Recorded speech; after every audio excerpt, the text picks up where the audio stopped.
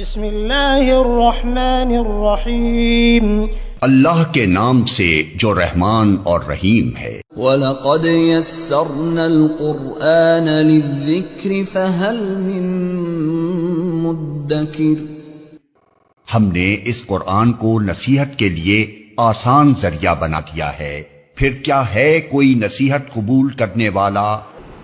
اعوذ باللہ من الشیطان الرجیم، بسم اللہ الرحمن الرحیم۔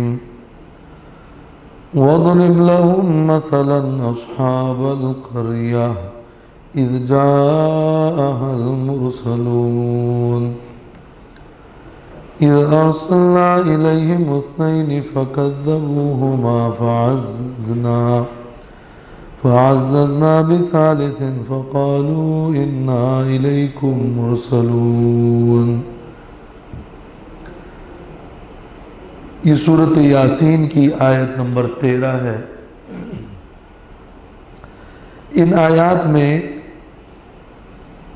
کچھ پیغمبروں کا ایک واقعہ بیان کیا جا رہا ہے،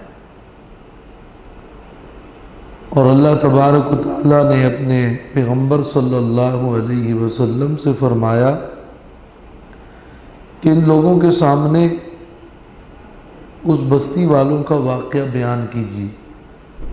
وَاضْرِبْ لَهُمْ مَثَلًا أَصْحَابَ الْقَرْيَةِ، بیان کیجیے ان کو مثال بستی والوں کی۔ اور وہ مثال اور وہ واقعہ یہ ہے کہ اللہ تعالیٰ نے اس بستی میں رسولوں کو مبعوث فرمایا، انہوں نے دعوت دی، لوگوں نے انکار کیا۔ ایک رجل مومن نے ان رسولوں کی تائید کی، لوگوں نے ان کو شہید کر دیا، تو اس بستی پر اللہ کا عذاب آیا۔ یہ واقعہ ان آیات میں ذکر ہو رہا ہے۔ اس واقعے کا یہاں پہ ذکر کرنے میں ربط اور تعلق کیا ہے؟ وہ تعلق ایک تو یہ ہے کہ اس سورۃ یاسین میں رسول اللہ صلی اللہ علیہ وسلم کی صداقت کا مضمون ہے، اور اِنَّكَ لَمِنَ الْمُرْسَلِينَ فرمایا ہے، تو یہ واقعہ بھی رسولوں سے متعلق ہے۔ اور وہ رسول اور مرسلون جنہوں نے اپنی قوم سے کہا تھا کہ اِنَّا إِلَيْكُمْ مُرْسَلُونَ، ہم تمہاری طرف بھیجے گئے ہیں۔ دوسرا ربط اور تعلق یہ ہے کہ رسالت کا اور رسولوں کے انکار کا نتیجہ عذاب ہوتا ہے، تو اس واقعے کو بیان کر کے یہ وعید دی گئی ہے، اور جس کو ہم تخویف دنیاوی کہتے ہیں کہ دنیا کے عذاب سے ڈرایا گیا ہے کہ اس انکار کا نتیجہ وہ بھیانک ہے، اور اس انکار کے نتیجے میں تمہاری ہلاکت ہے۔ سوم اس کے اندر شرک کی تردید بھی ہے کہ جس رجل مومن نے رسولوں کی تائید کی تھی، انہوں نے یہ کہا تھا کہ کیا میں اللہ کے علاوہ ان کو معبود بناؤں جن کی سفارش ہمارے کچھ کام نہیں آئے گی۔ تو شرک کی تردید کا ایک عقیدہ وہ بھی اس بیان کے اندر موجود ہے،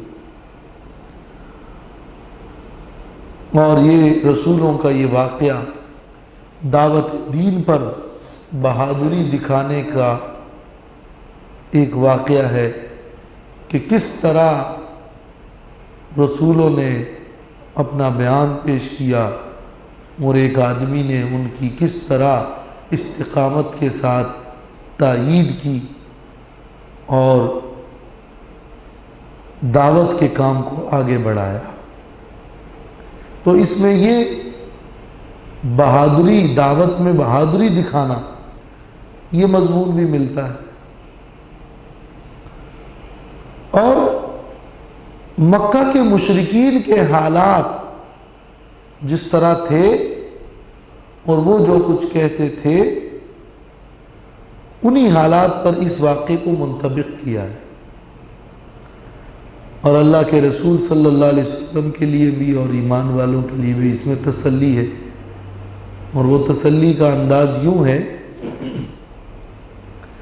کہ دیکھیں اللہ نے 2 رسولوں کو بھیجا، اس کے بعد ان کی تائید میں تیسرا رسول، اور کہاں بھیجا؟ ایک بستی میں. 3 رسول آئے ایک بستی میں، لوگوں نے نہیں مانا، انکار کیا. اور آپ اکیلے ہیں پورے عالم کے لیے، تو ان کا انکار دیکھیں. 3 رسول آئے اور ایک بستی والوں نے انکار کیا، جبکہ آپ اکیلے ہیں اور پورے عالم کے لیے آپ کی دعوت ہے، تو لوگ انکار کریں گے. آپ وہی کہہ دیجئے کہ وما علینا الا البلاغ المبین. یہ تسلی کا مضمون ہے. اور ساتھ میں ایمان والوں کے لیے بھی یہ تسلی ہے کہ کس طرح ایک شخص نے بستی کے کنارے میں سے اٹھ کر رسولوں کی تائید کی اور استقامت دکھائی اور تکلیفیں اٹھائی. تو اے ایمان والو تم بھی اپنے رسول کی تائید میں تکلیفیں اٹھاؤ، استقامت دکھاؤ. یہ اس واقعے کا حاصل ہے. وَاضْرِبْ لَهُمْ مَثَلًا أَصْحَابَ الْقَرْيَةِ، بیان کیجئے ان کو مثلاً ایک مثال، اصحاب القریہ بستی والوں کی. وَاضْرِبْ لَهُمْ مَثَلًا، مثل اصحاب القریہ، اصل جملہ یوں، بیان کیجئے ان کو مثال، مثال بستی والوں کی.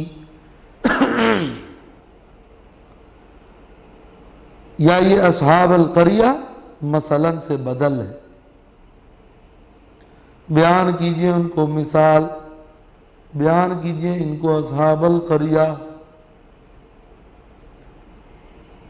یہ مثال ہے. مثال کا مطلب یہاں مثلاً کا لفظ ایک واقعے کے معنی میں استعمال ہوا ہے. یہ کوئی مثال نہیں دی جا رہی. یہاں مثلاً کا معنی واقعہ. لفظ مثل کے مختلف معانی ہیں. ان معانی میں کبھی مثل مثال کے معنی میں آتا ہے اور کبھی مثل حالت کے معنی میں آتا ہے، کبھی مثل واقع کے معنی میں آتا ہے. تو مثل کے مختلف معانی ہیں. مثل الجنت التی وعد المتقون، مثال اس جنت کی جس کا متقون سے وعدہ کیا گیا ہے. تو مثال تو نہیں ہے جنت کی، وہ حالت بیان ہو رہی ہے جنت کی. وَاضْرِبْ، بیان کیجیے. ضرب یضرب کا مطلب تو مارنا ہوتا ہے، اور حصی طور پر مارنا تو ضرب ہے.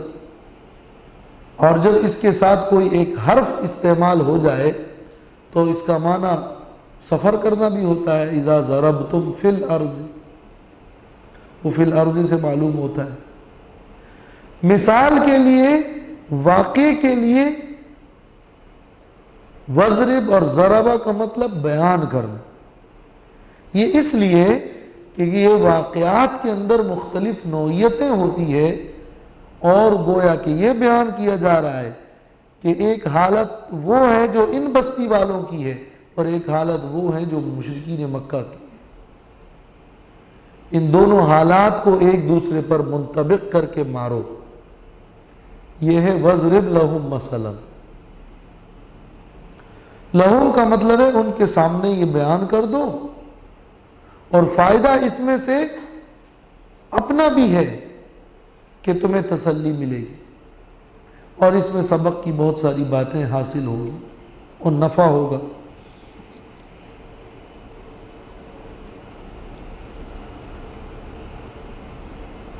اذ جاءها المرسلون،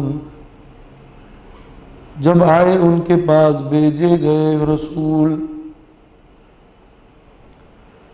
اذ ارسلنا الیہم اثنین فکذبوہما،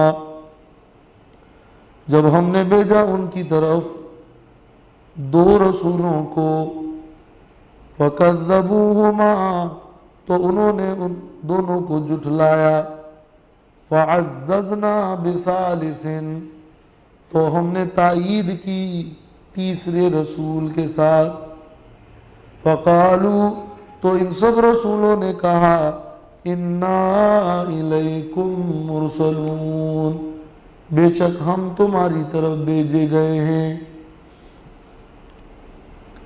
یہ واقعہ کس بستی کا ہے؟ اس بارے میں قدیم مفسرین کی ایک کثیر تعداد میں یہ بات اور یہ روایت معروف اور مشہور ہے کہ اس بستی سے مراد انطاکیہ کی بستی ہے، اور انطاکیہ کی بستی، اس میں اللہ رب العالمین نے ان رسولوں کو بھیجا۔ انطاکیہ کیا ہے؟ انطاکیہ ایک شہر ہے۔ یہ بیت المقدس کے آس پاس؟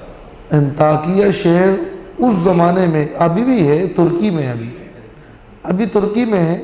یہ پہلے شام کا حصہ تھا، روم کا تھا، پھر اب یہ ترکی کا حصہ ہے۔ اس وقت یہ ترکی کا حصہ ہے۔ تقریباً 1.5 لاکھ کی آبادی پر مشتمل یہ انطاکیہ شہر ہے،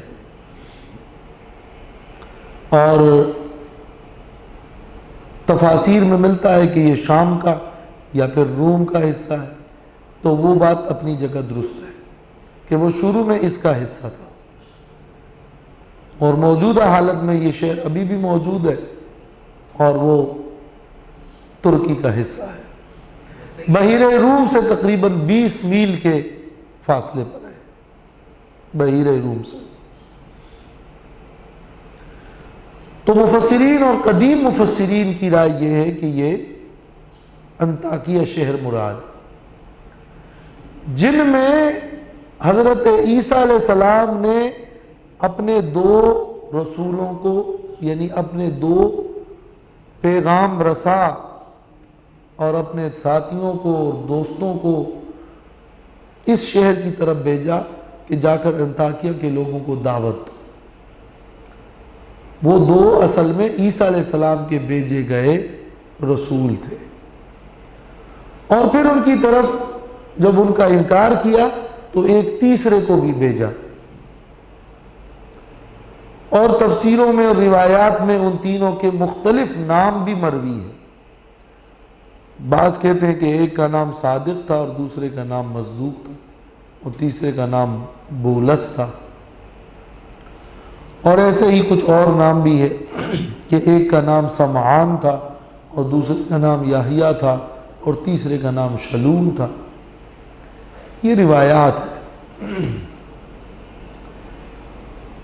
اور تیسرے نے ان دونوں کی تائید کی، مگر اس بستی والوں نے دعوت کو، دعوت توحید کو، دعوت رسالت کو نہیں مانا، اس کا انکار کیا۔ انہوں نے اس پیغام کو پہنچانے میں اپنی پوری کوشش کی، حتیٰ کہ لوگ ان کو زد و کوب کرنے پر اتر آئے اور ان کی مخالفت پر اتر آئے، تو اس بستی کے کنارے اور دور کے اطراف سے ایک شخص کو ان مرسلون کی بڑی فکر لاحق ہوئی، اور وہاں سے دوڑ دوڑ کر وہ آئے اور قوم کے لوگوں کو سمجھایا کہ یہ ایسے مخلص لوگ، ایسے ہدایت یافتہ لوگ تمہیں پھر نہیں ملیں گے، ان کی اتباع کرو۔ اور ایک تقریر کی قوم کے سامنے کہ یہ خالص معقول دعوت ہے۔ قوم کے لوگوں نے ان کو مارا، پیٹا، شہید کیا۔ اس شخص کا نام حبیب نجار مشہور ہے۔ تو یہ شہر انطاکیہ شہر قدیم اور متعدد بلکہ کثیر مفسرین کی رائے میں یہ مراد ہے، لیکن امام ابن کثیر رحمہ اللہ نے اس قول پر رد لکھا ہے کہ یہ قول کئی وجوہات کی بنا پر درست نہیں ہے۔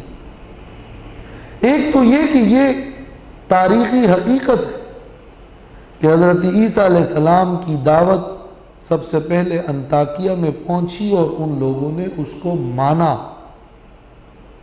تو پھر کیسے وہ انطاکیہ اس سے مراد ہے جنہوں نے انکار کیا؟ پھر یہ کہ ان آیات میں آگے آ رہا ہے کہ اس بستی والے ہلاک ہو گئے، جبکہ یہ بستی تو آج تک موجود ہے، تو انطاکیہ کی بستی اس سے کیسے مراد ہو سکتی ہے؟ اور سوم یہ کہ اس قول کے مطابق تو یہ بھیجے گئے عیسیٰ علیہ السلام کے بھیجے گئے ساتھی تھے، جبکہ قرآن کی آیت میں صریح ہے کہ اللہ نے فرمایا جب ان کی طرف رسول آئے جن کو ہم نے بھیجا تھا، اذ ارسلنا الیہم اثنین، تو اس میں یہ تعویل کرنا کہ نہیں عیسیٰ علیہ السلام کے بھیجے ہوئے کو اللہ نے اپنا بھیجا ہوا فرمایا، یہ تعویل تو بعید ہے، مجاز ہے۔ لہذا امام ابن کثیر اس پر راضی نہیں کہ یہ انطاکیہ کے لوگ مراد ہیں۔ تو پھر کون لوگ مراد ہیں؟ یہ بات قرآن مجید نے ذکر نہیں کی، اصحاب القریہ کہا ہے۔ ضرورت ہے اللہ تعالیٰ بھولنے والا نہیں ہے، کسی حدیث صحیح میں اس کا تذکرہ نہیں ملتا اور قرآن میں بھی ذکر نہیں ہے۔ ایک تاریخی بات ہے، انطاکیہ ہے، وہ لوگوں نے نقل کی ہے، لیکن یہ فقط نقل ہے، تاریخی نقل ہے یا نقلاً عن اہل کتاب ہے، مگر چونکہ اس پر یہ سخت اعتراضات ہیں لہٰذا اس کی کوئی حاجت اور کوئی ضرورت بھی نہیں ہے، اور یہ ہم یقین کے ساتھ نہیں کہہ سکتے کہ یہ کون سی بستی مراد ہے۔ جس چیز کو اللہ نے مبہم چھوڑ دیا اس کو مبہم چھوڑ دو۔ اس طرح تو بے شمار سوالات ہوں گے اور بے شمار چیزیں ہوں گی جن کا ہمیں نہیں پتہ ہوگا، وہ تو مقصود ہی نہیں ہے، اس کی ضرورت نہیں تھی، اس کا بیان کرنا ضروری نہیں سمجھا گیا تو نہیں بتایا۔ جو مقصودی تعلیم ہے وہ یہ ہے کہ ایک بستی والوں نے اپنے رسولوں کے ساتھ یہ رویہ اختیار کیا اور ان کی تائید میں ایک رجل مومن بھی آیا اور آخر کار وہ بستی والے غرق ہو گئے انکار کے نتیجے۔ مفتی شفیع نے بھی یہی غالباً اسی رائے کو ترجیح دی ہے کہ وہ کر رہے تھے، اور انہوں نے شاید کچھ نام ہی دیے، ان کا غزلوں کے نام بھی انہوں نے، ٹھیک ہے رائے ہے وہ کن کے؟ مفتی شفیع نے، انہوں نے بھی جو ہے اس کا انطاکیہ کے کی رائے جو ہے وہ تو بہت سے مفسرین نے اس رائے کو ذکر کیا ہے، اور چونکہ یہ قدیم مفسرین میں روایات چلی آ رہی ہے تو روایات کے مطابق ہی وہ ایک تفسیر کر لی، لیکن امام ابن کثیر کی رائے معقول اور مدلل اور راجح ہے۔ اِذْ جَاءَ الْمُرْسَلُونَ اِذْ أَرْسَلْنَا إِلَيْهِمُ اثْنَيْنِ، جب ہم نے بھیجا ان کی طرف دو رسولوں کو، فَكَذَّبُوهُمَا، تو انہوں نے ان کو جھٹلایا، فَعَزَّزْنَا تو ہم نے تائید کی۔ عززنا کا مطلب ہے قوینا وشددنا، ہم نے تقویت کے لیے مدد دی اور ایک تیسرے رسول کو بھیجا۔ ثالثن کا مطلب ہے تیسرا رسول۔ کوئی کسی کی مدد کرتا ہے اس لیے تاکہ اس کی کمزوری ختم ہو اور اس کو غلبہ ملے، اس کو تعزیز کہا جاتا ہے۔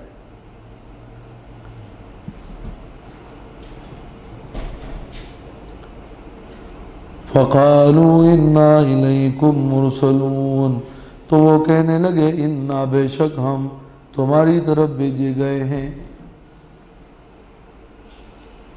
جس طرح اس صورت کے شروع میں ہے کہ اِنَّكَ لَمِنَ الْمُرْسَلِينَ۔ قَالُوا مَا أَنْتُمْ إِلَّا بَشَرٌ مِثْلُنَا، کہنے لگے نہیں ہو تم مگر ہماری طرح بشر ہو۔ وَمَا أَنزَلَ الرَّحْمَنُ مِنْ شَيْءٍ، اور نہیں اتارا ہے رحمان نے کچھ بھی۔ إِنْ أَنْتُمْ إِلَّا تَكْذِبُونَ، نہیں ہو تم مگر تم جھوٹ بولتے ہو. 3 الزامات اور 3 باتیں اس آیت میں کی گئی ہیں. ایک تو وہ کہنے لگے تم رسول نہیں ہو، اس کی وجہ یہ ہے کہ تم تو ہماری طرح عام انسان بشر ہو.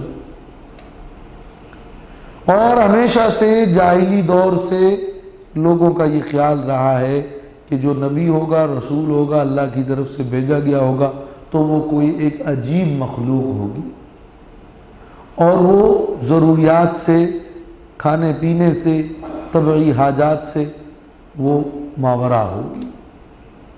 جبکہ اللہ تبارک و تعالیٰ کو تو منظور یہ ہے کہ وہ جن لوگوں میں کسی رسول کو اور نبی کو، دائی کو بھیجتا ہے تو وہ انہی کی جنس میں سے ہو تاکہ وہ ان سے قولاً و فعلاً وہ سیکھ سکے. البتہ وہ بشر عام لوگوں کی طرح بشر اس معنی میں ضرور نہیں ہوتا کہ ان کا مرتبہ بڑا بلند ہوتا ہے، ان کی زندگی بڑی پاک ہوتی ہے. تو وہ پرانا اعتراض جو مشرکین مکہ بھی یہی اعتراض کرتے تھے، ان بستی والوں نے بھی یہی اعتراض کیا کہ ما انتم الا بشر مثلنا. مقصد یہ ہے کہ تمہیں ہم پر تو کوئی فضیلت حاصل نہیں ہے، ہم بھی بشر اور تم بھی بشر، لہذا تمہارا دعویٰ ہمیں تسلیم نہیں ہے، دعوی نبوت، دعوی رسالت. دوم یہ کہ وما انزل الرحمن من شیء، یہ بھی ایک فتنہ اور یہ بھی ایک غیر اسلامی سوچ جو پرانے وقتوں سے چلی آ رہی ہے، وہ یہ کہ رحمان نے بندوں کے لیے طرز زندگی اور معاشرت اور دستور حیات کے لیے کچھ نازل نہیں کیا. اللہ تعالیٰ کو مانتے ہوئے بھی آسمانی دین کے قائل نہیں تھے کہ چلو اللہ ہے، رب ہے، لیکن اللہ نے ہماری معیشت، ہماری سیاست، ہمارے اخلاق کو ہم پر چھوڑا ہے، وہ ہم نے کرنا ہے. ما انزل الرحمن من شیء، رحمان نے اس بارے میں کچھ نہیں اتارا. یہ اس وقت سے لے کر آج تک کی گمراہی اور گمراہ کن سوچ ہے. ما انزل الرحمن من شیء. اور سوم کہا کہ ان انتم الا تکذبون، نہیں ہو تم مگر جھوٹ بولتے ہو اور تمہارا نبوت کا دعویٰ کرنا جھوٹا ہے اور تمہارے کچھ اور مقاصد ہیں. قالوا ربنا يعلم انا الیکم لمرسلون، کہنے لگے وہ ہمارا رب جانتا ہے کہ بے شک ہم تمہاری طرف البتہ بھیجے گئے رسول ہیں. رسولوں نے جواب کیا دیا کہ رب جانتا ہے کہ ہم اللہ کی طرف سے بھیجے گئے ہیں. یعنی انہوں نے انکار کیا، تکذیب کی، لیکن اس انکار اور تکذیب کے نتیجے میں رسول تھکے نہیں، اپنی دعوت کو چھوڑا نہیں، بلکہ اپنی اسی تقریر اور اسی دعوے کا اعادہ کیا اور کہنے لگے کہ ربنا یعلم انا الیکم لمرسلون. اور یہ ربنا یعلم یہ ایک قسم کے مقام میں ہے. عرب کے لوگ بھی قسم توڑنے کو بہت برا سمجھتے تھے اور ان کی ہی زبان میں انہیں کہہ دیا کہ ہمارا رب جانتا ہے کہ ہم تمہاری طرف بھیجے گئے ہیں. گویا ربنا یعلم میں اللہ کی طرف علم کو منسوب کیا اور اللہ کی طرف جس طرح قسم توڑنا سبب عذاب ہے، اللہ کی طرف جہل کو منسوب کرنا بھی سبب عذاب ہے.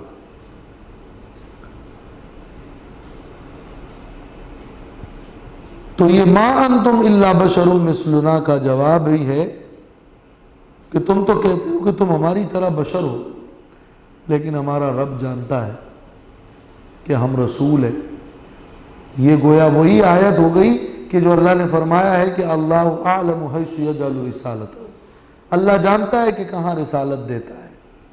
تم کہتے ہو ہم بشر ہیں، لیکن بشر میں اور بشریت میں وہ اللہ ہی جانتا ہے کہ کہاں اپنی رسالت اور اپنا پیغام اور نبوت عطا کرتا ہے. تو ہمارا رب جانتا ہے کہ اللہ نے ہمیں یہ جو بشریت میں نبوت اور رسالت عطا کی ہے، یہ رب جانتا ہے.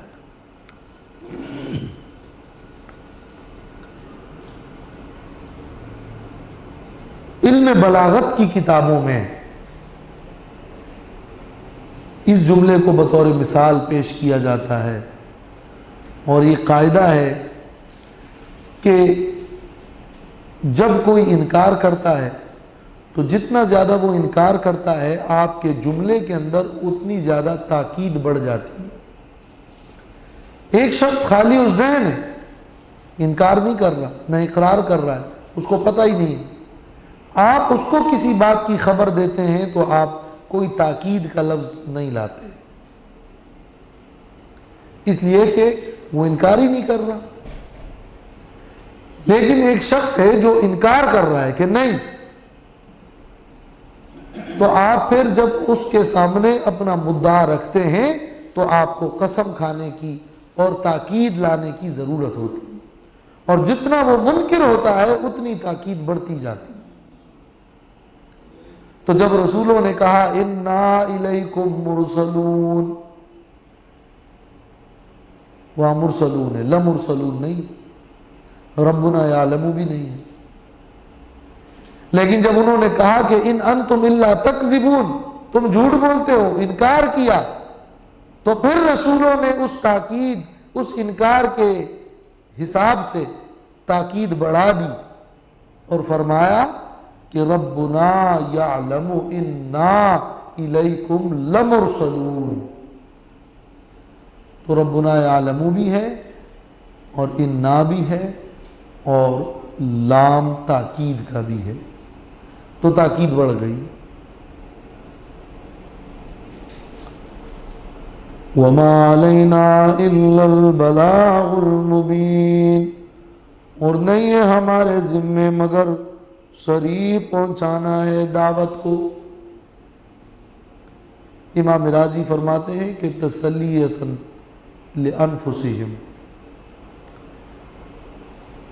یہ تسلی ہے کہ وہ اپنے آپ کو یہ تسلی دے رہے ہیں کہ ہم نے دعوت پہنچا دی، ہم تمہارے خیر خواہ ہیں، اب باقی تم جو نہیں مانتے تو اس کا وبال ہم پر نہیں ہے، ہمارے ذمے جو کام تھا ہم نے تو وہ پورا کر دیا. اور وہ کام کیا ہے؟ وہ تبلیغ ہے، وہ بلاغ المبین ہے. ہم نے اپنی بات تم تک پہنچا دی، باقی منوانا ہمارا کام نہیں ہے، زبردستی دل میں ڈالنا ہمارے بس میں نہیں ہے، تمہاری فرمائشوں کو اور فرمائشی معجزات کو پیش کرنا ہماری طاقت میں نہیں ہے، عذاب لانا ہمارے بس میں نہیں ہے. ہمارا کام کیا ہے؟ وما علینا الا البلاغ المبین. اس لیے تقریروں کے آخر میں جو آپ سنتے ہیں کہ جب کوئی بیان ختم ہو تو آخر میں کہتے ہیں وما علینا الا البلاغ المبین. اس کا مطلب کیا ہوتا ہے؟ یعنی ہمارے ذمے کھلی دعوت کو پہنچانا ہے. ہم نے اپنی بات رکھ دی، ہم نے اپنی بات پہنچا دی. نہ ہم زبردستی کر سکتے ہیں، نہ عذاب لا سکتے ہیں، نہ منوا سکتے ہیں، نہ ڈیمانڈ پوری کر سکتے ہیں. ہمارا کام تو بس دین کی دعوت پہنچانا ہے، وہ ہم نے پہنچا دیا، ہم نے اپنی ذمہ داری نبھا لی. المبین، مبین واضح ہے. واضح کا مطلب ایک تو یہ ہے کہ ہم نے وہ دین حق ایسے پہنچایا کہ وہ حق اور باطل کے درمیان فرق اور تمیز کرنے والا بنا. یہ ہے المبین، حق و باطل میں فرق کرنے والا. دوم البلاغ المبین کا مطلب یہ ہے کہ ہم نے اپنی بات سب تک پہنچا دی. ہماری یہ دعوت کسی 1 2 3 کے لیے نہیں ہے بلکہ سب کے لیے ہے. وہ تبلیغ جو للکلی سب کے لیے ہو، 1 2 کے لیے نہ ہو، وہ بلاغ المبین ہے. وہ تبلیغ جس سے حق و باطل میں فرق ہو جائے وہ المبین ہے. اور وہ تبلیغ جو بقدر طاقت اور بقدر امکان ہو، ہم سے جو ہو سکا وہ ہم نے پہنچا دیا، یہ بلاغ المبین ہے. قالوا انا تطیرنا بکم، کہنے لگے وہ بے شک ہم تمہیں بد نصیب سمجھتے ہیں. تطیرنا بکم، ہم نے منحوس پایا ہے تمہیں، معاذ اللہ. لئن لم تنتہوا لنرجمنکم، اگر تم باز نہ آئے، لنرجمنکم تو ہم تمہیں سنسار کر دیں گے، پتھروں سے مار دیں گے. وَلَيَمَسَّنَّكُم مِّنَّا عَذَابٌ أَلِيمٌ، اور البتہ ضرور پہنچا دیں گے تم کو اپنے پاس سے دردناک سزا، عذاب.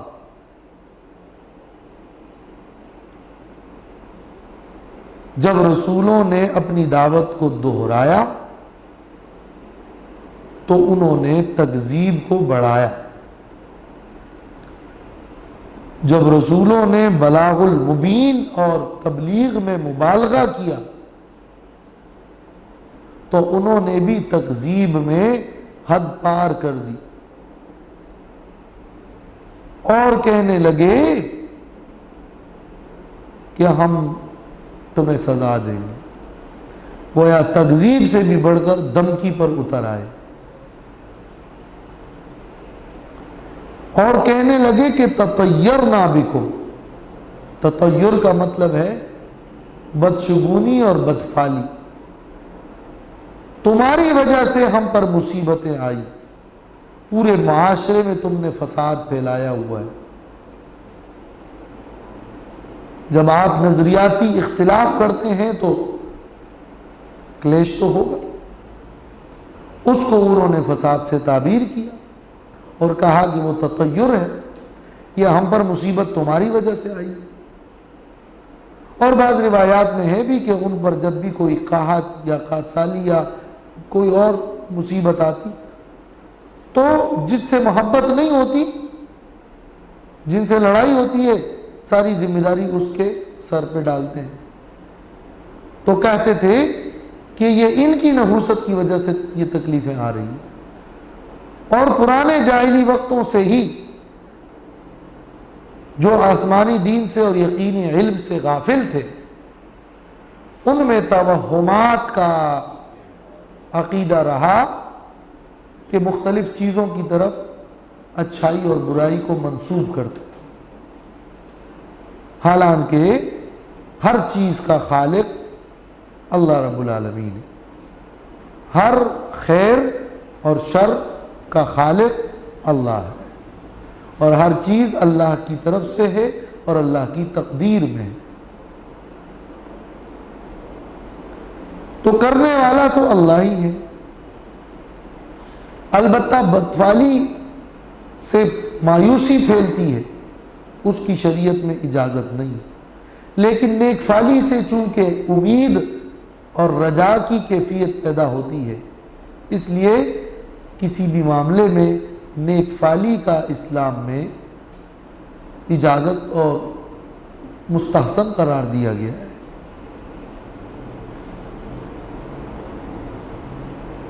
تو انا تطیرنا بکم، یہ الزام لگایا اور کہا لئن لم تنتہوا لنرجمنکم، تنگ آمد بجنگ آمد. لنرجمنکم تفسیر ماجدی میں ہے کہ قدیم تہذیبوں میں رجم ایک عام سزا رہی ہے. دیکھو لنرجمنکم. قالوا طائركم معكم أئن ذكرتم بل أنتم قوم مسرفون. کہنے لگے رسول جواب میں طائرکم معکم، تمہاری نحوست تمہارے ساتھ ہے. تم جس نحوست کی بات کرتے ہو، تمہارے بقول، تمہارے زعم میں تمہاری وہ نحوست تمہارے ساتھ ہے، یعنی وہ تمہارے عمل کی وجہ سے ہے، یہ تمہارے اعمال کی شامت ہے، یہ ہماری وجہ سے نہیں ہے. ہم نے کیا کیا ہے؟ ہم نے یہ کیا ہے کہ تمہیں ایک اچھی نصیحت کی ہے. اَإِن ذُكِّرْتُمْ، کیا جب تمہیں نصیحت کی جائے گی تو تم ان کے ذمے نحوست ڈال دو گے؟ اَإِن ذُكِّرْتُمْ فَتَطَيَّرْتُمْ بِنَا، پورا جملہ یوں ہے. اَإِن ذُكِّرْتُمْ فَتَطَيَّرْتُمْ بِنَا، کیا جب تمہیں نصیحت کی جائے گی تو تم اس کی نحوست ہم پر ڈال دو گے؟ ایسا نہیں ہے. بل انتم قوم مسرفون، بلکہ تم قوم ہو حد سے تجاوز کرنے والے. بلکہ کا کیا مطلب ہے؟ بلکہ کا معنی یہ ہے کہ کیا ہم جھوٹ بولنے والے ہیں جبکہ ہم دلیل لے کر آ جائیں؟ نہیں، ایسا نہیں ہے. انحن کاذبون، کیا ہم جھوٹے ہیں جبکہ ہم دلیل بھی پیش کر رہے ہیں؟ ایسا نہیں ہے. بل انتم قوم مسرفون، یا یہ کہ انحن مشؤومون ومستحقون بالرجم، کیا ہم بد نصیب ہے اور ہم ہی سزا کے مستحق ہیں اس لیے کہ ہم نے نصیحت کی ہے؟ ایسا نہیں ہے. بل انتم قوم مسرفون، بلکہ تم قوم ہو حد سے تجاوز کرنے والے. حد سے تجاوز وہ یہ ہے کہ تم نے انکار کیا، کفر کیا، اور کفر میں حد سے تجاوز کیا ہے کہ ضد کیا.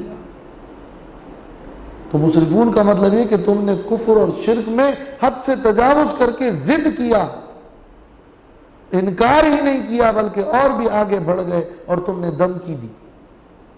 یہ مسرفون ہو گیا. اور بجائے اس کے کہ جب ہم نے تمہیں نصیحت کی اور تمہیں سیدھا راستہ دکھایا تم ہمارا اکرام کرتے، تم ہم کو سزا دینے پر اتر آئے، تو بجائے اکرام کے توہین اور تذلیل اور ایلام اور تکلیفیں دینے لگے. یہ اسراف ہے، یہ حد سے بڑھ جانا ہے. بجائے اکرام کے ایلام، ایلام مانا درد پہنچانا. تو مسرفون اسراف کا معنی حد سے تجاوز. اب یہاں اسراف کا لفظ استعمال کیوں کیا گیا ہے یہ تفسیر میں اس کی بنیاد پہ دے رہا ہوں کہ وہ کون سی حد ہے جو انہوں نے کراس کی. وہ یہ کہ صرف کفر اور تکذیب نہیں کیا، آگے بڑھے، دھمکی دی. وہ یہ کہ اکرام کرنا چاہیے تھا، ان کو قدر ہونی چاہیے تھی، اس کی بجائے وہ تذلیل کر رہے ہیں. تو یہ حد کراس کیا. بل انتم قوم مسرفون کا یہ مطلب ہے. وَجَاءَ مِنْ أَقْصَى الْمَدِينَةِ رَجُلٌ يَسْعَىٰ قَالَ يَا قَوْمِ اتَّبِعُوا الْمُرْسَلِينَ. اب یہ وہ ایک رجل مومن تھا جو ان رسولوں کی تائید میں آیا. انشاءاللہ یہ آئندہ. وآخر دعوانا